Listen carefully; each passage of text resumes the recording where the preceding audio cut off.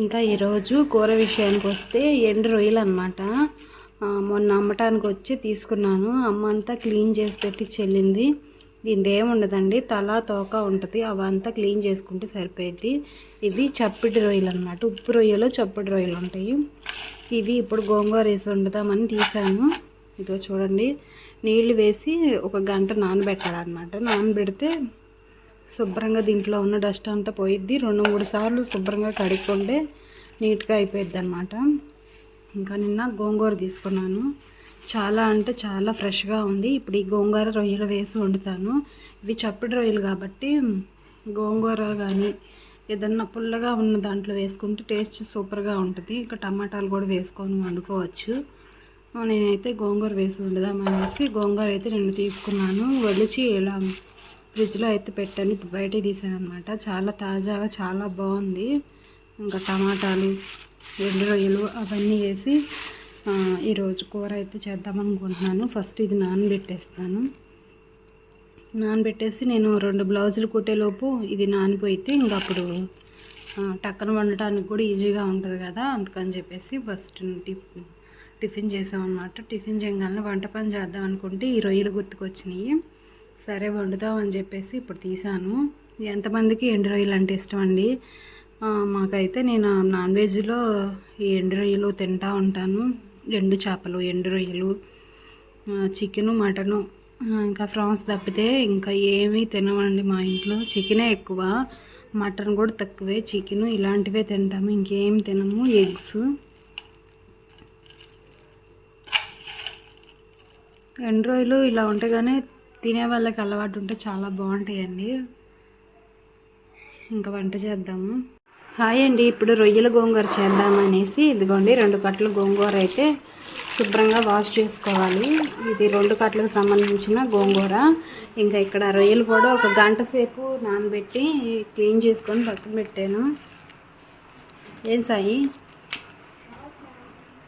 Clean చేసి పక్కన పెట్టాను. ఇంకా దాంట్లోకి సంబంధించి 2-3 టమాటాలు, 2 ఉల్లిపాయలు, పచ్చిమిరపకాయలు అయితే ఎక్కువ పడతాయి. ఎంత పచ్చిమిరపకాయలు ఎక్కువ వేసుకుంటే అంత టేస్ట్ బాగుంటుంది అనమాట. అందుకని చెప్పేసి కొంతమంది కూరని కర్రీ పెట్టేసుకుంటారు గోంగూరతో సహా వేసుకొని. నేనైతే గోంగూరని ఉడకబెడతాను. మా పిల్లలు అలా తినరు అనమాట. అందుకని చెప్పేసి నేను గోంగూరని శుభ్రంగా జాడించేసి ముందు ఉడకబెడతాను అనమాట. ఊరకనే ఉడికిపోయింది గోంగూర, పెద్ద ఇసుక అవసరం లేదు. ఇది ఫ్రెష్గా ఉంది, ఇసుక కూడా లేదు, చాలా తాజాగా ఉంది గోంగూర అయితే. మీలో ఎంతమంది ఎండు రొయ్యల గోంగూర కర్రీ వండుకుంటారో కామెంట్ చేయండి. ఈ రోజుల్లో ఫ్యాషన్లకు పోయి ఇలాంటివి తినడమే మానేశారు. బయట తొరిగిన ఫుడ్డే తింటారు. అసలు ఈ కూర వండటం కూడా చాలామందికి రాదన్నమాట. నాకైతే అలవాటే, మా అమ్మ వాళ్ళు తింటూ ఉంటారు కాబట్టి నాకు అలవాటే అన్నమాట. చూడండి గోంగూర అసలు ఎంత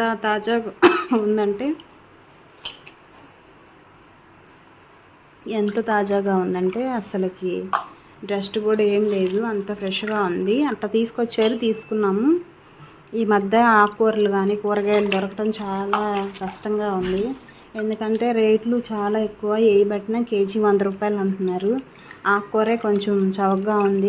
2 కట్టలు 15 రూపాయలు పెట్టి నేను తీసుకున్నాను అనమాట ఈ ఆకుకూర అయితే. ఇప్పుడు దీన్ని ఉడకబెట్టేద్దాము.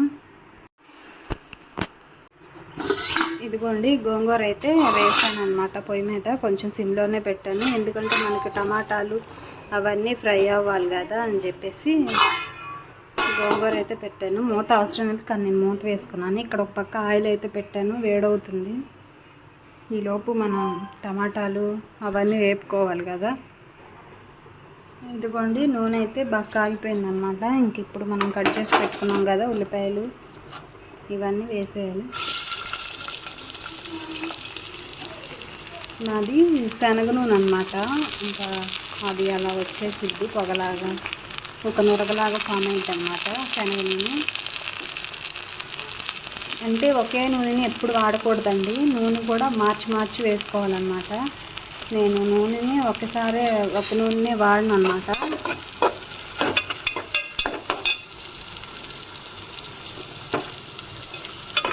ఇవి కొంచెం ఫ్రై అయిన తర్వాత టమాటాలు కూడా వేసుకోవాలి. కరివేపాకు జాడించి పెట్టేసింది. ఇది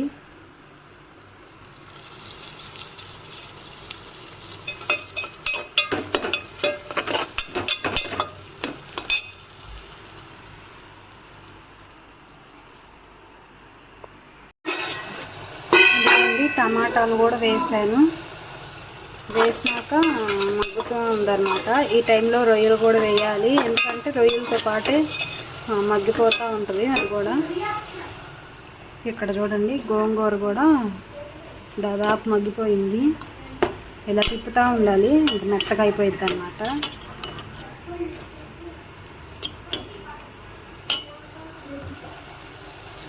ఇది ఉడుకుతున్నప్పుడే ఈ రొయ్యలు కూడా గట్టిగా ఇలా పిండేసి రొయ్యలు అందులో వేసేయాలి. బాగా ఉడికిపోవచ్చు. ఇవి చప్పిడి రొయ్యలు కదా, కొంచెం ఉప్పు కారం అవన్నీ బాగా పట్టాలన్నమాట. లేకపోతే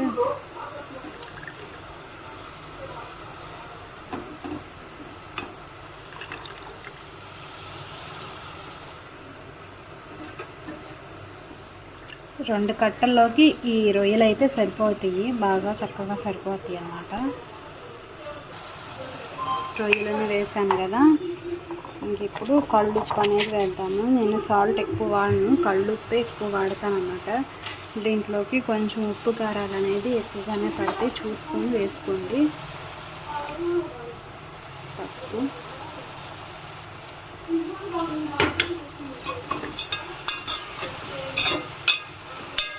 ఇదే ఈ ఆయిల్లో ఉప్పు కారం బాగా పట్టి బాగా ఉడికిపోవాలన్నమాట. మనం గోంగూర ఉడికి వేసేసరికి కారం కొంతసేపు ఉన్నాక వేస్తాను. ఇది బాగా ఉడకాలి. టమాటా ముక్కలు కూడా ఉడకలేదు అన్నమాట, బాగా ఉడకాలి. ఇదంతా మూత పెట్టాను. ఇదిగో కూర చూడండి, మొత్తం ఇగురుకుపోయింది. ఇలా అయితే ఫ్రై అయిపోవాలన్నమాట, బాగా ఉడికిపోవాలి. ఇప్పుడు గోంగూర వేసుకొని దానికి తగ్గట్టు కారం ఇప్పుడు వేసుకోవాలన్నమాట. అప్పుడు మొత్తం బాగా కలిసిద్ది. ఇదిగోండి, గోంగూర కూడా ఇలా ఉడికిపోయింది. ఇప్పుడైతే ఇదంతా వేసుకోవాలి మనం. ఇదిగోండి, గోంగూర వేసి తిప్పాను అన్నమాట. ఇప్పుడు కారం వేయాలి. ఇప్పుడు కారం వేస్తేనే దానికి తగినట్టు కారం ఎంతో ఇప్పుడు సరిపోయిద్ది. ముందు వేసుకున్నామంటే సరిపోదు. దీంట్లో కొంచెం కారాలు, ఉప్పులు, నూనె ఎక్కువే పడిద్ది అన్నమాట. మేము కొంచెం కారం ఎక్కువే తింటాము, అందుకని చెప్పేసి నేను కారం కొంచెం ఎక్కువే వేసుకుంటున్నాను. కారం వేసుకుంటేనే బాగుంటుంది అన్నమాట.